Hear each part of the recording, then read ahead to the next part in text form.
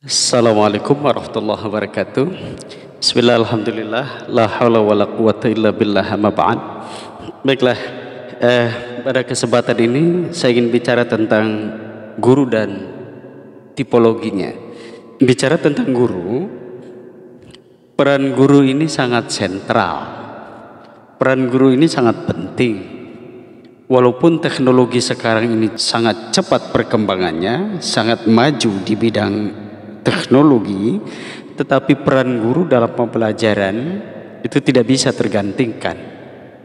Kehadiran guru, kehadiran dosen itu tidak bisa tergantikan, walaupun kemudian teknologi sekarang ini sangat berkembang dengan cepat, sangat hebat dan sangat luar biasa.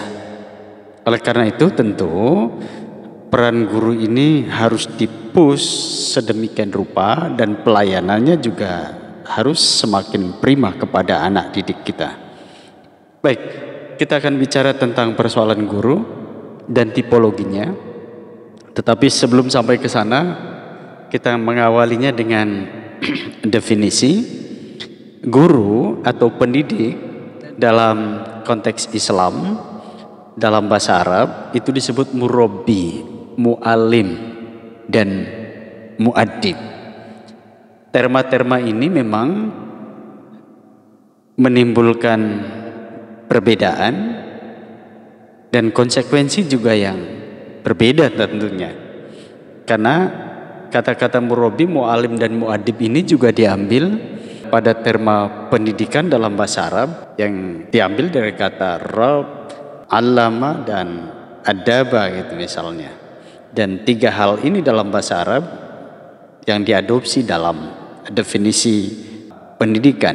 Ketika pendidikan misalnya diambil dari kata tarbiyah, rab, atau ta'lim, allama, atau adaba, ini juga konsekuensinya akan berbeda-beda. Dan diskursus ini saya kira mungkin sering dibaca pada pandangan-pandangan Profesor Dr. Zakia Darajat, Profesor Dr. Hasan Langgulung, atau bahkan juga Dr. Naqib Al-Atas yang kemudian memberikan definisi yang berbeda tentang kata-kata tarbiyah, ta'lim, atau ta'dib. Dan ini berimplikasi pada definisi pendidik atau guru ini. Baiklah, nanti diskusi ini di lain kesempatan coba kita lebih tajamkan lagi, kita breakdown lagi tentang definisi murabbi, muallim, dan muaddib sebagai sebuah konsekuensi dari definisi pendidikan juga. Kemudian Profesor Ahmad Tafsir, pendidik adalah siapa saja yang bertanggung jawab terhadap perkembangan peserta didik. Ahmad Syauqi menyampaikan pendidik adalah bapak spiritual, pemberi semangat, memberikan tazkiyatun nafas, meluruskan akhlak peserta didik dan menghantarkannya ke arah kehormatan hidup. Di India dulu, guru dianggap orang suci dan sakti. Guru disebut dengan bahasa sonsei di India itu. Artinya orang yang dulu lahir yang lebih tua. Kemudian ketika kita berbicara tentang guru, mutu guru di Indonesia ini inputnya masih rendah. Misalnya saya ambil dari data Balitbang, Departemen Pendidikan Nasional, seperti yang dikutip oleh Kusnandar, menunjukkan dari peserta tes calon guru PNS setelah dilakukan tes bidang studi, ternyata rata-rata skor tes seleksinya masih menunjukkan angka yang rendah. Misalnya, dari 6.164 calon guru biologi ketika dites rata-rata skornya hanya 44,96. Dari 396 calon guru kimia ketika dites rata-rata skornya hanya 43,55. Dari 7.558 calon guru bahasa Inggris, rata-rata skornya hanya 37,57. Atau dari 7.863 calon guru matematika, rata skornya hanya 27,67. Dan dari 1.164 calon guru fisika, rata-rata skornya hanya 27,35. Apa maknanya angka-angka ini? Angka-angka ini menunjukkan bahwa dari sisi kompetensi penguasaan materi, guru-guru bidang studi ini perlu upaya peningkatan yang signifikan sehingga kemudian mereka mampu mentransfer keilmuannya kepada anak didik bisa dengan baik. Bagaimana misalnya kita menetapkan KKM angka 70, 80, bahkan 90. Kalau kemudian penguasaan gurunya dari sisi materi kurang mumpuni. Nah, ini saya kira persoalan tersendiri bagi kita sekalian di bidang pendidikan dan keguruan ini. Kemudian mutu guru di Indonesia juga inputnya masih memprihatinkan, masih rendah. Misalnya hasil UKG. Ini kemudian ketika Prof. Anies Baswedan menjadi Menteri Pendidikan dan Kebudayaan, beliau sangat prihatin karena hasil UKG guru-guru kita ini nilai minimal 80, tidak lebih dari 30%. 70% dari total kepala sekolah juga belum memiliki kompetensi standar. Artinya masih ada di antara guru-guru hanya 30% aja yang kemampuan manajerialnya sebagai seorang top leader, sebagai seorang pemimpin sekolah supaya kemudian sekolahnya kompetitif, komparatif, berdaya saing, itu hanya 30%. 70%-nya masih harus ditingkatkan lagi kompetensinya supaya kemudian menjadi kepala sekolah yang hebat, yang memiliki kriteria Muslim itu.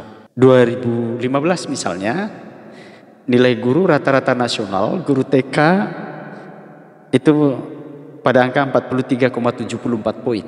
Guru SD 40,14 poin, guru SMP 44,14 poin, dan guru SMA ini agak bagus ada di angka 45,38 poin.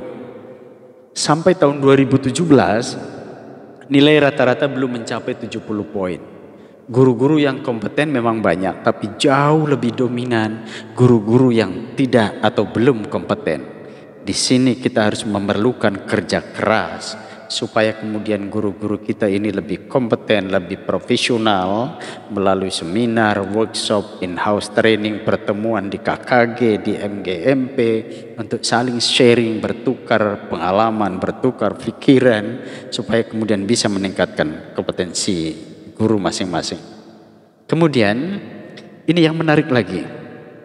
Ketika saya baca misalnya ada tulisan Profesor Hafid Abbas, dosen UNJ dan dosen terbang di Harvard.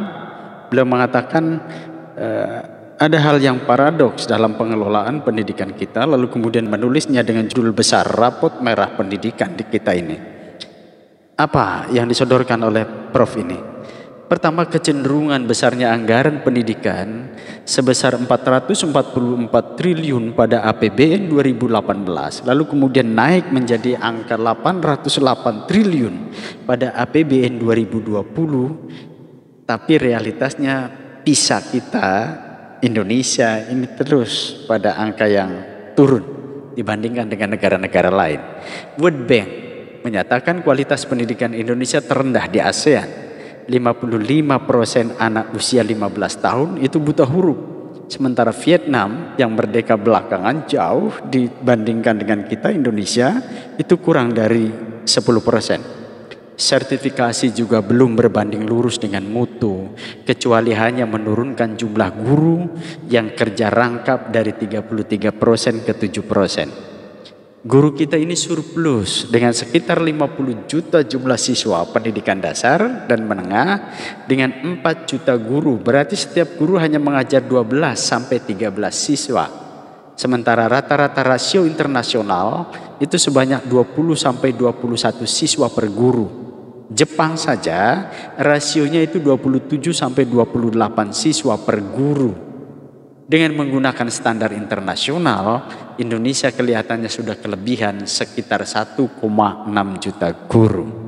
Nah, saya kira harusnya ini menjadi modal yang cukup bagus. Misalnya kita melakukan tim teaching pada pembelajaran, sehingga kemudian misalnya satu kelas ada 2 guru bidang studi yang kemudian bekerja sama untuk meningkatkan mutu pembelajaran di kelas. Kemudian kita akan coba bahas tentang 12 tipe guru, dan nanti kita masuk kategori yang mana gitu ya. Yang pertama, guru textbook. Guru textbook ini mengajar selalu menggunakan buku, kata-katanya harus sama dengan materi di buku, Kalau memberikan soal, jawabannya juga harus sama kata per katanya seperti di buku. Dia bisa kelabakan kalau tidak bawa buku. Kadang siswa jadi merasa takut salah jawab, karena siswa tidak memiliki improvisasi untuk menyusun kata-kata sesuai dengan apa yang dibuatnya, tetapi harus sama persis dengan yang ada di teks-teks buku itu. Yang kedua, guru pelawak. Guru yang ditunggu-tunggu siswa. Mereka tidak sabar mendengarkan cerita dan banyolannya. Dia tidak akan berlama-lama menjelaskan materi pelajaran, malah akan bercerita hal-hal lucu. Guru ini cocok untuk mengajar di jam-jam yang jam ngantuk ya, dalam tanda kutip, yakni jam terakhir atau setelah istirahat. Jadi saya kira penting untuk menempatkan guru-guru pada timing yang pas. Nah, ini tipe guru pelawak. Yang ketiga, guru peneliti. Biasanya guru IPA bicaranya harus sesuai fakta dan bukti. Sering mengajak siswa ke laboratorium untuk meneliti. Siswa akan percaya dan mudah menyerap materi. Tapi siswa yang suka copy paste dari internet atau tugas temannya pasti ketahuan oleh guru ini, karena dia sering melakukan penelitian. Kemudian yang keempat, guru jaim. Guru jaim ini sering bersikap perfect di depan siswanya.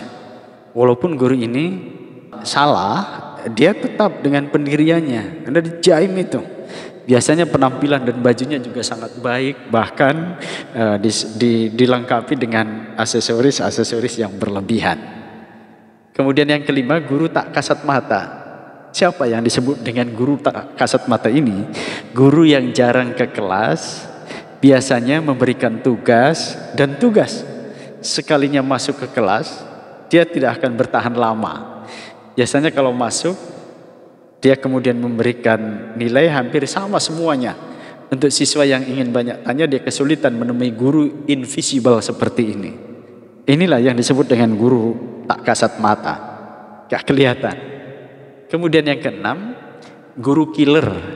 Ketika dia masuk, siswa-siswa harus siap ditanya. Kalau tidak bisa jawab, guru ini akan kemudian marah-marah, ngomel. Kalau memberikan soal sedikit tapi jawaban bisa berlembar-lembar.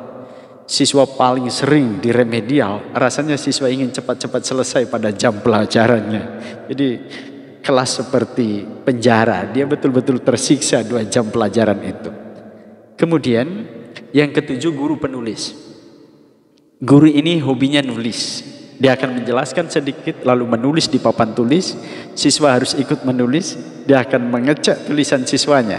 Kadang dia asik sendiri menulis dan berbicara dengan papan tulis, sedangkan siswanya tidak memperhatikan. Ini dulu waktu saya sekolah juga menemui tipe guru yang seperti ini. Yang kedelapan, guru sahabat. Guru ini disukai oleh siswanya. Di kelas dia menjaga jarak, tapi di luar kelas dia bersahabat. Dia bisa tahu kondisi pribadi setiap siswanya. Siswa tetap menghormati, tapi juga bisa berteman dengan guru idola ini. Yang kesembilan, guru pelupa. Ada juga. Guru ini sering lupa ketika dia menjanjikan untuk menjelaskan materi selanjutnya, tapi dia malah menjelaskan materi yang itu-itu juga. Kadang dia lupa dengan PR atau ulangan yang hari itu harus dilakukan. Ini buat siswa pemalas. Beliau ini adalah guru yang favorit karena sering lupa. Guru muda. Biasanya seorang mahasiswa baru lulus dan magang di sekolah. Sifatnya baik dan bersahabat dengan siswa. Kalau parasnya cantik atau ganteng, sering jadi viral di kalangan siswa. Guru ini sering membawa media sebagai alat bantu. Kadang dia juga sering mengajak atau diajak selfie oleh siswa-siswanya. Yang ke-11, guru pendongeng. Guru ini di sela-sela pembelajarannya selalu mendongengkan cerita-cerita tentang kehidupannya dan men-sharing segala sesuatu tentang pengalamannya. Kesulitan ekonomi, sampai masalah cinta monyet, masa kecil pun dia ceritakan. Ketika dia mendongeng, para siswa pada tepar semuanya tidur mendengarkan dongeng-dongeng dan cerita yang disampaikannya. Guru motivator. Guru ini mempunyai pengalaman yang banyak. Dia bisa memberikan semangat dan motivasi siswanya untuk giat belajar. Dia akan mengajarkan banyak ilmu tentang kehidupan kepada siswanya dan banyak menceritakan pengalamannya yang bisa meningkatkan optimisme siswanya. Inilah 12 tipe guru. Pertanyaannya nanti kita masuk kategori yang mana dari 12 itu.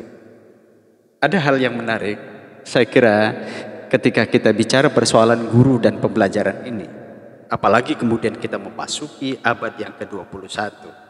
Pertanyaannya adalah, seperti apakah peran dan fungsi guru di dalam situasi di mana hampir semua yang ingin diajarkan telah tersedia di internet dengan berbagai cara belajar yang menarik dan menyenangkan bagi peserta didik? Lalu, pertanyaan untuk guru, berapa persen dari materi pembelajaran yang Anda ajarkan ke peserta didik yang tidak ditemukan di internet? Untuk siswa, pertanyaannya adalah, mana yang lebih menarik dalam mempresentasikan bahan ajar? Guru yang di dalam kelas atau aplikasi yang ada di internet? Saya kira ini pertanyaan-pertanyaan yang kemudian harus kita diskusikan bersama. Baiklah, apapun, saya kira tipe guru yang tadi 12 itu, apapun tipenya, tipologinya, kita harus sepakat mengatakan bahwa guru memiliki jasa yang sangat besar untuk mencerdaskan kehidupan bangsa. Tetap semangat, optimis, dan mohon maaf, assalamualaikum warahmatullahi wabarakatuh.